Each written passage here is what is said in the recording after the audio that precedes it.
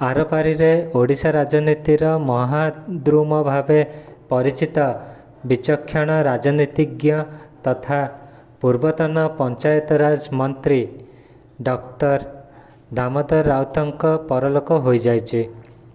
किछि दिन हेब तांको स्वास्थ्य अवस्था बिगड़ी जिबारु तांको डाक्तरखाना रे भर्ती करा जायथिला।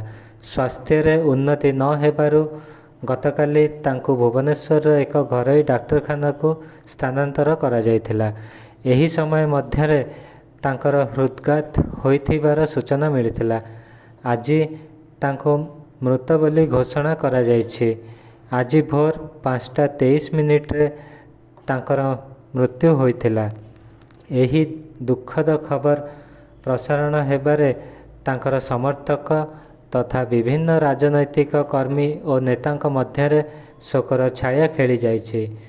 मृत्यु बेलको तांक निकटरे तांकर पारादीप विधायक पुत्र संबित राउतरायଙ୍କ समेत सपरिवार उपस्थित थिले। तांक मृत्यु रे ओडिशा जने विज्ञ राजनीति विशारदଙ୍କୁ हराइला बोली चर्चा हेउछि।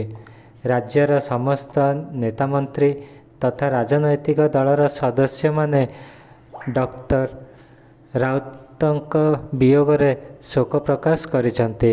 तांक मर शरीर को प्रथमे विधानसौध निया जाई गार्डपन दिया जिबा परे शंख भवन निया जाइथिला। सेठारे बहु राजनेता कर्मी तथा ओडिशार मुख्यमंत्री नवीन पट्टनायक फूलमाला अर्पण करथिले। तांक मर शरीर को निज बासभवन तीर्तोल एरसमा आदि स्थान को सर्वसाधारण दर्शन निमंते शोभायात्रा रे निया जाइछि। भुवनेश्वर स्वर्णप्रभा नायकଙ୍କ रिपोर्ट पर्यवेक्षक ओडिशा।